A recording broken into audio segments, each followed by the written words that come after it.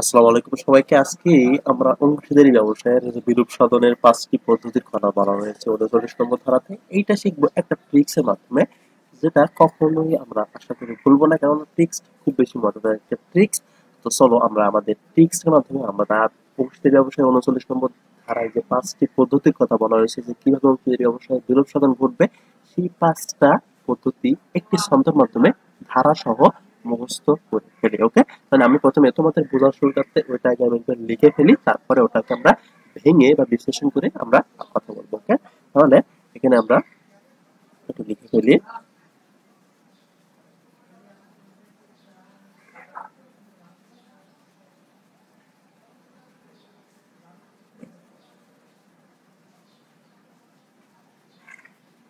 আচ্ছা, এখানে আমি কি লিখছি বলতো? লিখছি কি, সব বিবি আমার। এখানে কিন্তু এই বিবি সেই বিবি অর্থাৎ বউ নয়, এখানে এই বিবিটা হলো অংশীদারি ব্যবসায়ের বিলোপ সাধনের বিবি। ওকে, আচ্ছা, এবার আমরা জানি যে ১৯৩২ সালের যে অংশীদারি আইন রয়েছে, এখানে ৩৯ নম্বর ধারায় অংশীদারি ব্যবসায়ের বিলোপ সাধনের কথা কিন্তু বলা রয়েছে।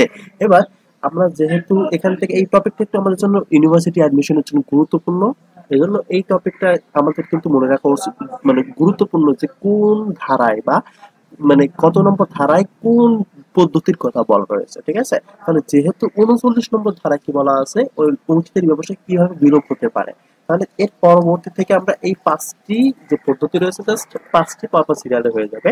তাহলে আমি সেই অনুসারে লিখতেছি কি বলতো, ৩৯ নম্বর যেটা ওকে ছিল, তাহলে দন্তের সাথে হবে কত বলতো, ৪০।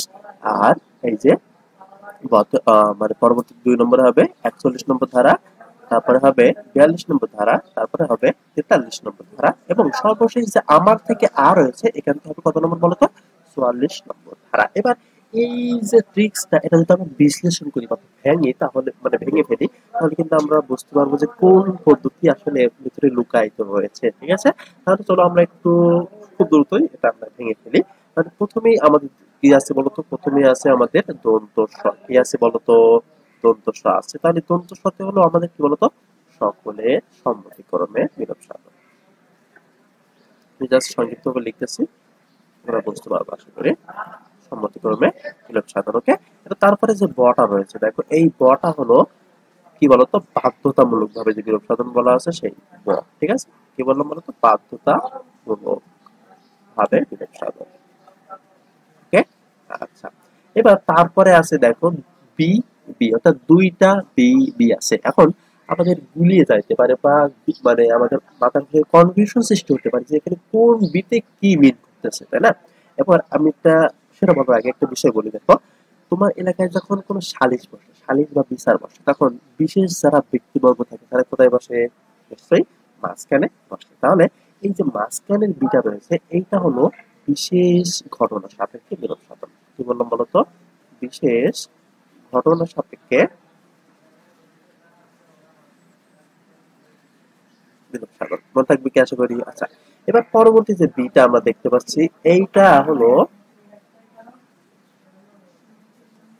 আচ্ছা, এই যে এই বিটা হলো কি বলতো, বিজ্ঞপ্তি দ্বারা বিলোপ সাধন। কি দ্বারা বলতো, বিজ্ঞপ্তি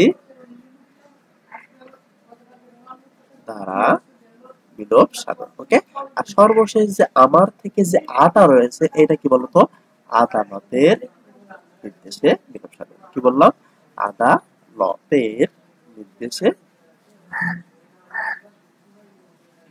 বিলোপ সাধন। ওকে, তাহলে আশা করি এই ৫টা পদ্ধতি কত নম্বর ধারায় কি বলা আছে আশা করি কারোর ভুলাবে না। আরো এই ধরনের সহজ ট্রিক্স নিয়ে আসবো ইনশাল্লাহ, যদি তোমাদের আমি সাড়া পাই তাহলে। ওকে, আজ এই পর্যন্ত, দেখা হচ্ছে নতুন কোনো ভিডিওতে।